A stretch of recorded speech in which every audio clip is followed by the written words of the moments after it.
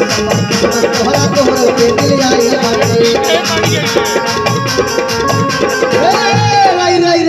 रे जू आओ भैया के छोड़ दी वो कुछ करने वाला मत भैया कौन वाला भाई भैया वाली वाला ये क्या कहले जानो ना ये क्या रुपया का पुरस्कार भैया के तरफ से भैया के प्रणाम। अरे बतासा राजा कहाँ रहा तू बतासा भैया के तरफ से बहुत पैसा तोरे खातिर देने यहीं से बियाह कर तू तो बाहर नसीब जाग जा ये क्या कहले जाने लू। अरे आवा बैठा फॉर्च्यूनर पे गाड़ी बहच कहुआ हजारा दे भाई गोरी। अरे आवा बैठा फॉर्च्यूनर पे गाड़ी बहच कहुआ हजारा दे भाई गोरी। तू बैठ जा खाना हजारा दे भाई तू बैठ जा खाना हजारा दे भाई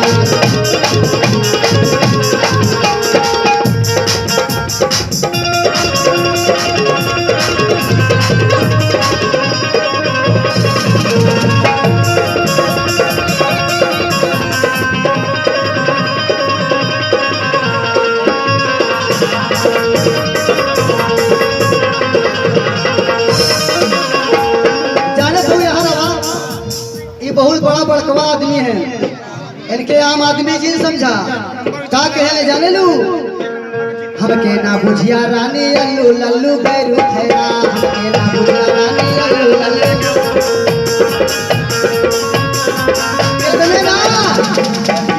हमके ना बुझिया रानी अल्लू लल्लू गैरू खैरा और चचा हम विधायक गाड़ी चलेला 10 टरा चचा हम विधायक गाड़ी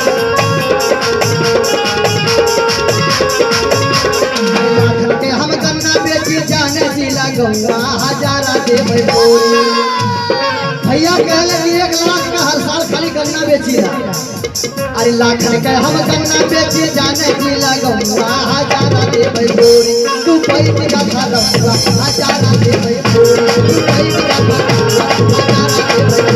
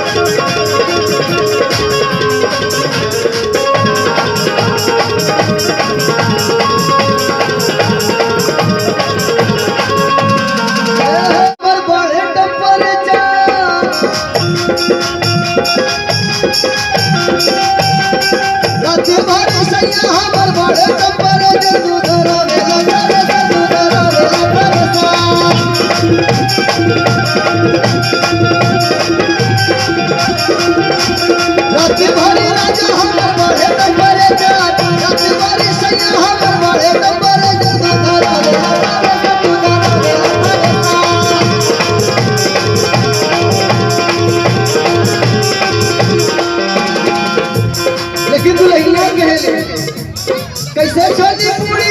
रोटियां बेलाई कैसे छोटी पूरी रोटियां बेलाई बना बेलाई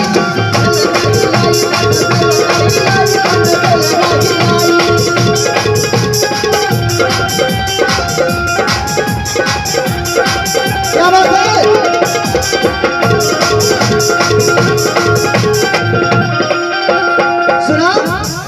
लगल है उसे खाली पकड़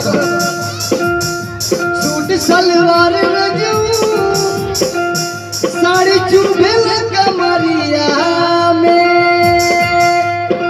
हमें रहा सूट सलवार साड़ी चुभेल कमरिया में लेला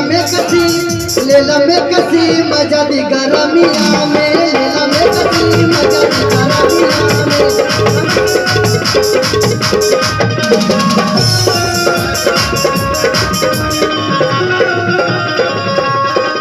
लेकिन हाई भैया क्या कहत हूँ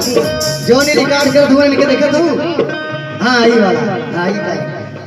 मैं कसी पहिर दिल में मोरे लगी